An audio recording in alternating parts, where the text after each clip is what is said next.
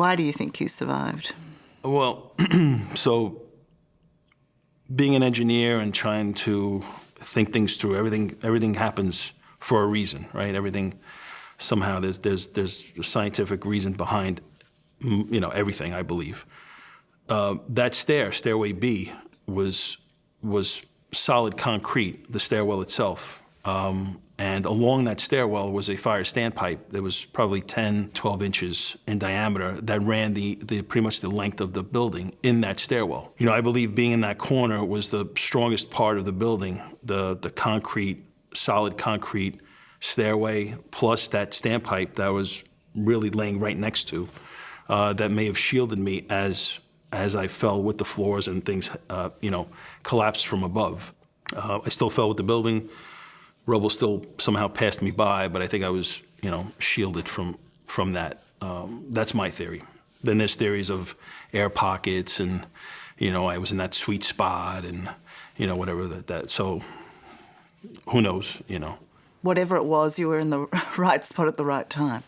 Yeah, it was just that one spot in the building that, I guess was very protected. This was, millions and millions of tons of concrete and steel that fell, that somehow ended up below me. And just the fall itself, riding that down and landing, I don't know,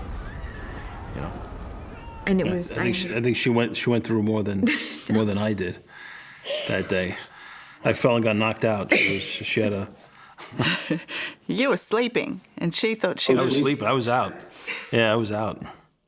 It's 20 years later. I'm still here. I think I'm doing okay. I still don't like to get on airplanes. I never really did. Why put yourself in harm's way? It's the fear of not being in control, going into a big building and working in the big building. I'll visit it. I know I can, I look for exits. I make sure that I'm not working there. I'm just visiting, and I, have my escape routes, so.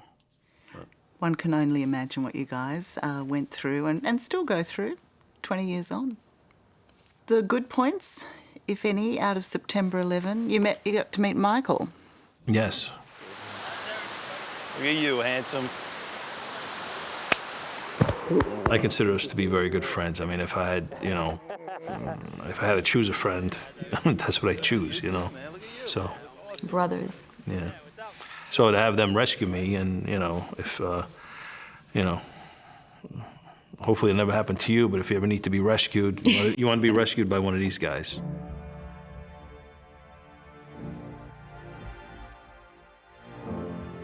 Mike Morbido, his brothers, his fire department, showing kindness to others, it was like the worst part of the history of whatever I've lived through, we lived through. And at the worst part, the worst times, is when people kind of come together.